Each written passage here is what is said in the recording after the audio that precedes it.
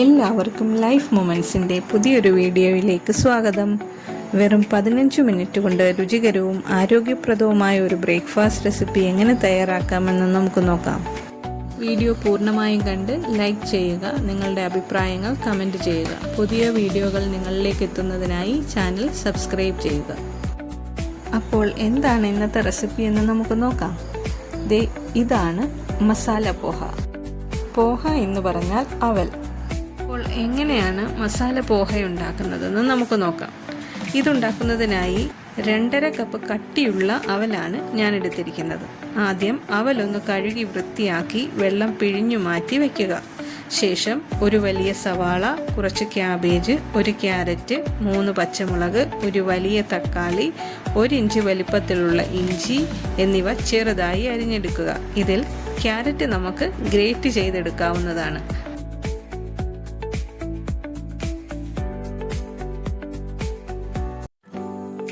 ഇനി ഇതിന് ആവശ്യമുള്ള മസാലകൾ എന്തൊക്കെയാണെന്ന് നമുക്ക് നോക്കാം.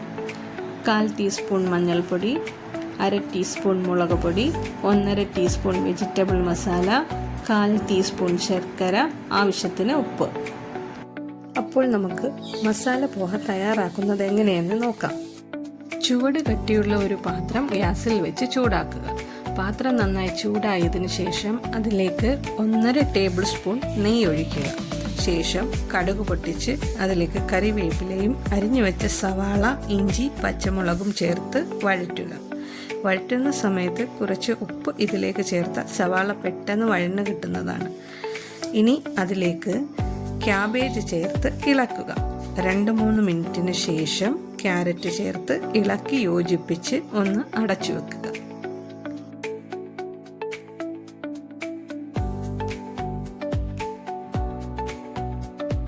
ക്യാബേജും ക്യാരറ്റും ഒന്ന് വാടി തുടങ്ങുമ്പോൾ അതിലേക്ക് അരിഞ്ഞു വെച്ച തക്കാളി ചേർത്തിളക്കി 2 മിനിറ്റ് പാത്രം അടച്ചു വെച്ച് വേവിക്കുക. ഇനി അതിലേക്ക് ശർക്കര ചേർത്ത് നന്നായി മിക്സ് ചെയ്ത് എടുക്കുക.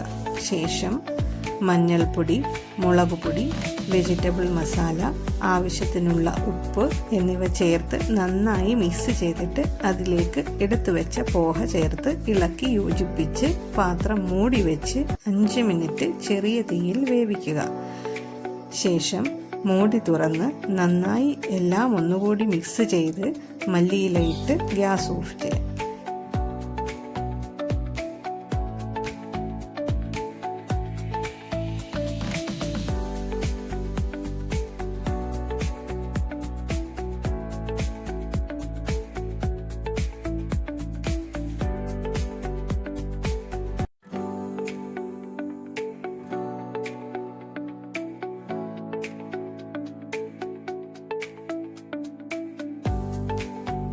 ഇനി നമുക്ക് തയ്യാറാക്കി വെച്ചിരിക്കുന്ന പോഹ ഒരു സെർവിങ് ബൗളിലേക്ക് മാറ്റാം.